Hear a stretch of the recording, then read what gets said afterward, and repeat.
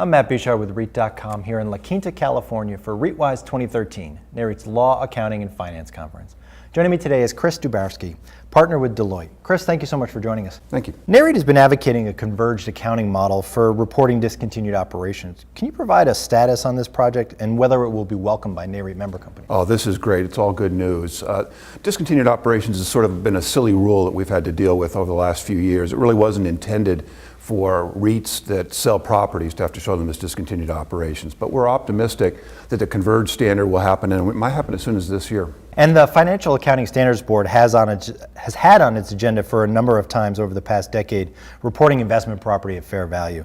And this would be a dramatic change for equity REITs. Do you think REITs will eventually be required to report investment property at fair value? I do, although it's not inevitable. Internationally, the large real estate companies do report at fair value. So that's an area where we are different than our global competitors. So I think the trend will be that way, but it's not inevitable. And do you think that would provide more transparency into a REIT's financial position? Hard to say. So for some REITs, yes, that would accurately predict what they do or show what they do. Others really make value by operating properties, and it doesn't really matter what the fair value of their properties is. And some industry participants believe that financial statements have become too complex, so complex that the typical user can't even understand them sometimes, and has to go to other sources to get information to analyze the company, its operations, liquidity. Do you have any thoughts on this? I'm worried about it. I think that financial statements are unusually and very difficult to understand. I can't even understand them, and that's my job. Sometimes I can't. I read these things and I don't even know what they're talking about.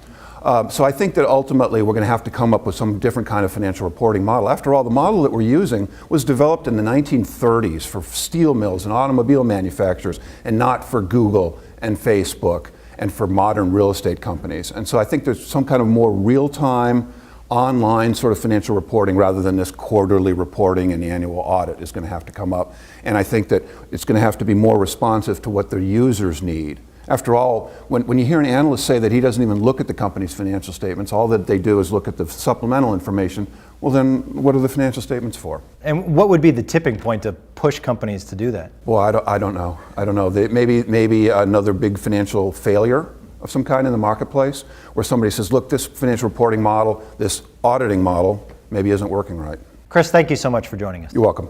For more on this and other REIT news and analysis, be sure to visit REIT.com.